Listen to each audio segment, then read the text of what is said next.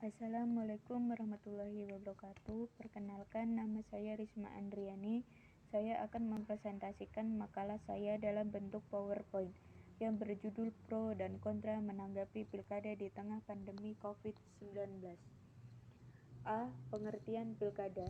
Pemilihan kepala daerah atau pilkada adalah pemilu untuk memilih kepala daerah dan wakil kepala daerah secara langsung dalam Negara Kesatuan Republik Indonesia tahun 1945. B. Perkembangan pilkada di Indonesia semasa pandemi. Dalam sejarah perkembangannya, Indonesia sistem demokrasi langsung. Artinya, rakyat menjadi penentu pada setiap perhelatan pesta demokrasi.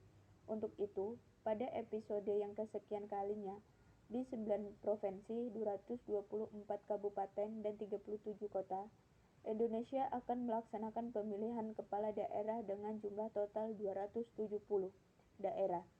Jumlah yang cukup besar juga dibandingkan dengan pilkada-pilkada sebelumnya.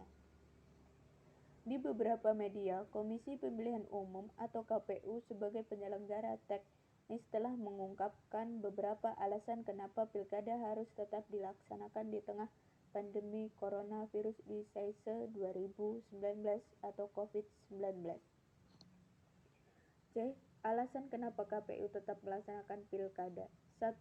Soal amanat peraturan, yakni dengan dikeluarkannya Perpu Nomor 2 Tahun 2020 sebagai landasan hukum. 2. Jika pilkada dihentikan dengan alasan pandemi, maka tidak ada yang bisa memastikan kapan pandemi ini akan berakhir. 3. Hak konstitusional memilih dan dipilih pada periode pergantian kepemimpinan di tingkat daerah, provinsi, dan kabupaten atau kota. 4.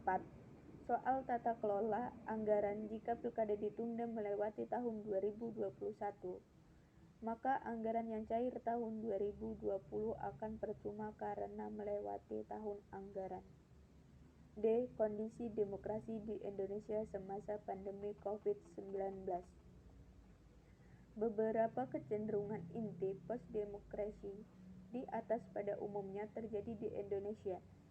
Inilah yang menyebabkan secara substansi demokrasi kita menjadi elitis dan dilengkapi oleh kekuatan oligarki yang sulit ditandingi. Ini terjadi baik pada level nasional maupun lokal.